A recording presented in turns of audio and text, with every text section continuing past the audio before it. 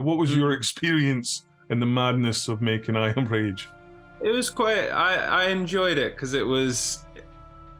Cause in the indie sense, it was actually very, very indie in the sense of there was a lot of camaraderie, especially because like I arrived quite early, Yeah, and it was just me and you at first, and yeah, then I think the next day it was like Marta and Hannah showed up, and we started rehearsing some of the fight scenes, um, and we were basically together the whole entire shoot, which was quite yeah. fun, and there was a lot of chaos recasting, trying to get new cast members That's right away. right. It Yeah, was like putting out fires left and right that you guys were doing. But it did feel like everybody was kind of all involved in helping keeping the ship afloat, um, yeah. which actually makes for a really, really nice experience in a way. And It was a whirlwind as well, if I'm honest. it Like, was. I remember by the end of it, they wanted Hannah to come back to do some pickups because the weather kind of screwed us, and I was like, I'm not doing it. I've had enough. yeah. Get me home. But talking about Hannah, obviously there's a lot of fighting in this, and you have a big fight scene with Hannah. And Hmm. I mentioned this somewhere else. When we come to edit your fight scene, it was great because regardless of the camera setup, you did the same performance. You really flung yourself about on the. And let's be honest, it was a cold, frozen Scottish ground, and Hannah was flipping you about, kicking you in the face.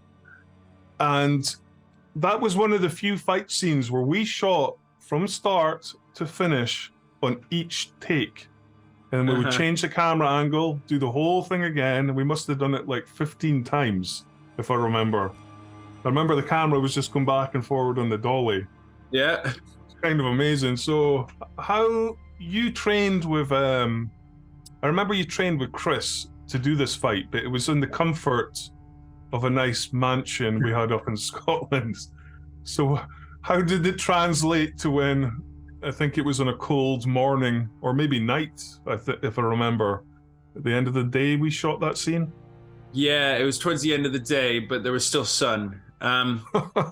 Yeah, Chris Torres, the stunt coordinator, who's so lovely and very, very helpful. He was not happy with me that day. Yeah. Did you have pads on for that one? I did, and he gave me pads. He wasn't happy with me because he was like, he just kept saying to me, "Slow down, stop giving it your all." And I'm like, I was trying. He was like, "Stop doing the whole fight at 100%." I was like, I'm sorry, Chris. Yeah, next take, I'll break it down to like 80%, and then I do it again at like 110. And he just like gave up, I think, on that at one point. He was like, he's just gonna do what he's gonna do. Um, But you know what, Derek, when it came to edit the stuff, it was so easy because hmm. how many all the flips were perfect. I'm like, which one? Which one do I choose?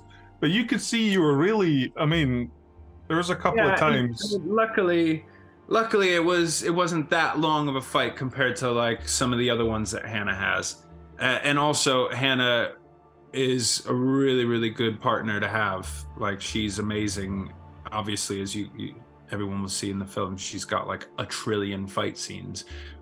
So luckily, she was really really good at kind of guiding me through because I was probably one of the least experienced cast members when it comes to um, the kung fu -ery Well, of I remember that there was a scene where she pushes you and you fall on the couch and yeah. you were like, "Oh, this is my first action scene." And I was like, he doesn't know what's coming up.